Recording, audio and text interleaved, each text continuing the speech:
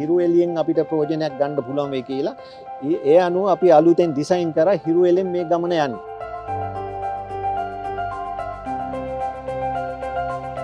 මේ වගේ නගරයක මේ වගේ දෙයක් තියෙන එක මම හිතන්නේ ඊට වඩා ලස්සනයි කියලා.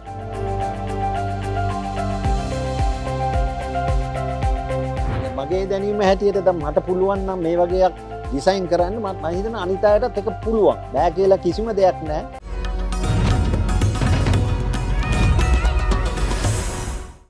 අයිබෝවන් ඔන්න හෙළරහස් මහනුවරට ඇවිල්ලා ඉන්නවා ඔබට තවත් එක් වැදගත් දෙයක් කියන්න. මොකක්ද මේ වැදගත්දේ? අපි ඉන්නේ මහනුවර ජෝයි බෝට්ටු සේවයේ. ජෝයි බෝට්ටු සේවයට අවුරුදු 50යි. අවුරුදු 50ක් සපිරෙන ජෝයි බෝට්ටු සේවය මහනුවර වැවෙන් ඉවත් කරනවද? මොකක්ද මේ කතා බහට ලක් වෙන වෙනස? මේ වෙනස ගැන අපි ඔබට කියන්න සූදානම්. රැඳී ඉන්න වීඩියෝ අවසන් වෙනතුරු. ඔන්න ඉතින් හෙළරහස් අපි කිව්වා වගේම ජෝයි බෝට්ටු සේවයේ කරන වෙනස මොකක්ද කියලා කතා කරන්න සූදානම්. ඔන්න ඉතින් අදත් අපි ජෝයි බෝට්ටු සේවයේ හිමිකාරීත්වයත් එක්ක කතා කරන්න සූදානම්. අයිබෝන් ඔබතුමන්ට. අයිබෝන්. ඉතින් කාලයට පස්සේ අපි ආයෙත් වෙනවා බෝට්ටු පදින්න. ඔව්. මේ මොකද්ද මේ වෙනසක් කරන්නේ? මොකද මේ ජෝයි බෝට්ටු සේවය දැන් අවුරුදු 50ක් උත් එක මෙතනින් අයින් කරන්න සූදානම්. නෑ එහෙම නෙමෙයි. අපි බැලුවා මේ හිරු එළියෙන් අපිට ප්‍රයෝජනයක් ගන්න පුළුවන් වෙයි කියලා. ඒ අනුව අපි අලුතෙන් ඩිසයින් කරා හිරු එළියෙන් මේ ගමන යන්නේ. අර රටම රැල්ලට කතා වෙනවනේ සෝලාර් සිස්ටම් ගැන. එහෙනම් ඔබත් සූදානම් වුණා මේ සෝලාර්ත් එක්ක මේ වැඩේ කරන්න පුළුවන්ද කියලා. ලොකු වෙනසක් කරන්න ඕනේ කියලා ඒ අනුව මේක ඩිසයින් කරා. ඉතින් සෑහෙන දුරට මේක සාර්ථකයි. ඉතින් තව වැඩි දියුණු කරන්න තියෙනවා. ඉතින් මම හිතන්නේ ඉස්සරහට අපිට ඊට වඩා හොඳ සේවයක් කරන්න පුළුවන් වෙයි කියලා. ඒතර මේ සෝලාර් සිස්ටම් එක දැන් ඔබ බලාපොරොත්තු වෙන විදිහට මේකෙන් සුපුරුදු මගින් ප්‍රවාහනය කිරීමට හැකියාවක් තියනවද? සුපුරුදු ප්‍රමාණෙම? එහෙම නෙවෙයි සාමාන්‍යයෙන් දෙන්නා තුන් දෙනා ප්‍රමාණය අඩු කරගෙන මේකෙන් දුවන්න පුළුවන් ප්‍රමාණය අනුව මොකද මේ සෝලාර් එකෙන් ලොකු ප්‍රමාණයක් අදින්න බෑ ලොකු සෙනඟ ගොඩක්. ඉතින් අඩු ප්‍රමාණයකින් බෝට්ටු සේවයක් කරන්න කියලා තමයි මම අදහස් කරේ. තෙල් වලටත් සහනයක් ලැබෙනවා. ඉතින් එතකොට මං හිතනවා මේ අර අපිට අර කනට පොඩ්ඩක් දරා ගන්න අමාරු සද්දකුත් එනවනේ. ඒ සද්දෙටත් ලොකු විසඳුමක් වෙලා තියෙනවා. ලොකු විසඳුමක් තියෙනවා. ඒකේ හේතුව මම හිතන්නේ ඔකට පේනවා ඇති වේගය නම් අඩු වුණාට කිසිම සද්දයක් නැහැ මේ බෝට්ටුවේ. එහෙනම් සංචාරකයන් වඩාත් කැමති වෙයි ඒ දෙයට. සමහර වෙලාවට මේ කට්ටිය කැමති වෙයි කියලා මට හිතෙනවා. හේතුව මේ වගේ නගරයක මේ වගේ දෙයක් තියෙන එක මම හිතන්නේ ඊට වඩා ලස්සනයි කියලා. මේ වගේ බෝට්ටු සේවයක් තියෙන එක. දැන් ඔබ හිතන විදිහට දැන් මේ සෝලාර් සිස්ටම් එක මේ බෝට්ටුවේ සවි කරන්න මේක මුදලක් වියදම් වෙනවනේ. ඉතින් ඔබ හිතනවාද මේක ඔබේ අනිකුත් බෝට්ටු වලටත් මේක සවි කරලා දිගු කාලීනව බැලුවොත් අපි බැලුවා අනාගතේ බැලුවොත් ඔබට අර තෙල් වලට යන මිලත් එක්ක බැලුවොත් ඔබට මේකෙන් සහනයක් තියෙනවද? මේකෙන් සහනයක් තියෙනවා නැත්තේ නෑ. නමුත් මේකෙන් කරන්න මෝටර් බෝට් එකයි මේ සෝලාර් එකෙන් දුවන එකයි ඇත්තටම මේ දෙකක්. ඒ අපිට ලබා ගන්න ඕන බලයේ සම්පූර්ණ ලොකු බලයක් මේකෙන් ලබා ගන්න බෑ. නමුත් යම් දුරට මේ වැඩේ සාර්ථකයි. ඔය එහෙම බැලුවොත් අර තෙල් පෝලිං වලින් අවශ්‍යතාවයක් නැති වෙනවා ඔබට. දැන්ටත් අපිට තියෙන ලොකුම ප්‍රශ්නේ ඒවා. නමුත් ඒ හින්දා තමයි මම මේක හිතුවා මේ පාර මේක ඩිසයින් කරමු කියලා. හේතුව අපිට පෙට්‍රල් ප්‍රශ්නයක් තියෙනවා දරුණු දෙකයි අපිට පෙට්‍රල් දෙන්නෙත් නැහැ. ඉතින් පොඩි ප්‍රශ්න අනුව තමයි මම හිතුවා මේක අපි කරමු කියලා. ඉතින් මේ සෝලාර් සිස්ටම් එකත් එක්ක මේ බෝට්ටුවේ යන්න ඔබටත් හැකියාව තියෙනවා. මේක මෙතුමා පළවෙනි එහෙම නැත්නම් මේ මුලින්ම ජනතාවත් එක්ක සම්බන්ධ කරන්න සූදානම් වෙනවා පෙබරවාරි 4 වෙනිදා 75 වන නිදහස් දිනයේ දවසේ. ඉතින් ඒක මම ඔබටත් ආරාධනා කරනවා එන්න මහනුවර ජෝයි බෝට්ටු සේවයට ඇවිල්ලා මේ සෝලාර් සිස්ටම් එකෙන් වැඩ කරන මේ බෝට්ටුව බලන්න. මේ රටම කතා වෙන සෝලාර් සිස්ටම් එක මෙතුමා කොහොමද මෙතුමාගේ ආයතනයට සම්බන්ධ කරගෙන තියෙන කියන කාරණාව ඔබට දැනගන්න පුළුවන්.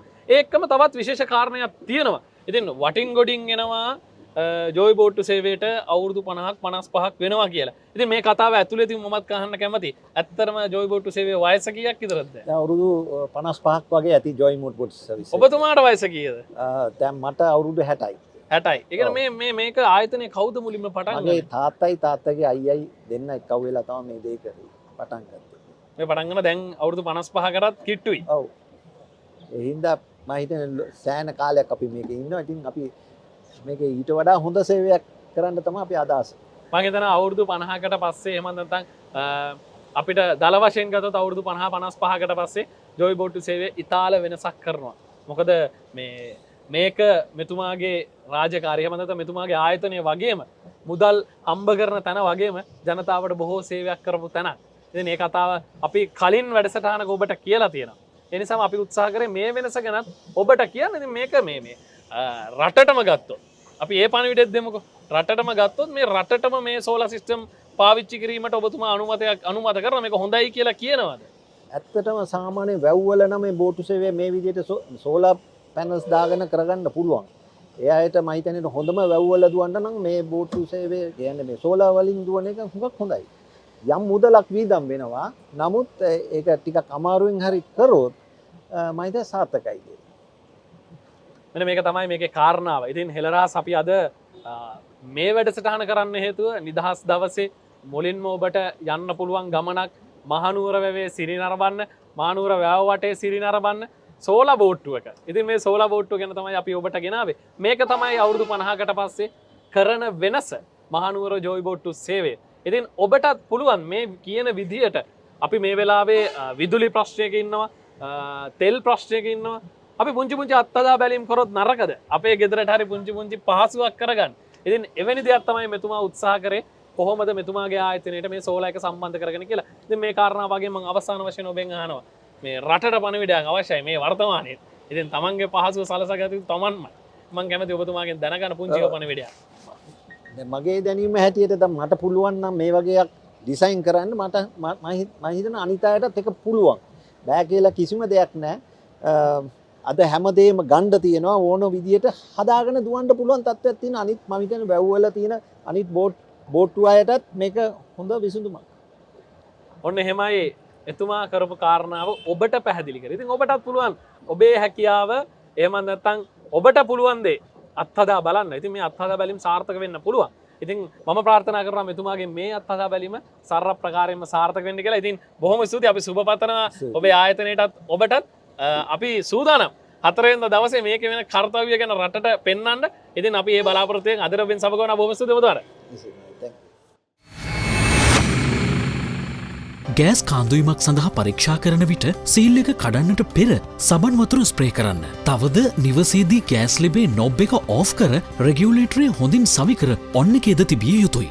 දැන් රෙගියුලේටරයට සහ හෝස් බටයට සබන් වතුර හොඳින් ස්ප්‍රේ කරන්න. ලීක් නැති බව හඳුනාගන්න. අපි දැනුවත් වෙමු.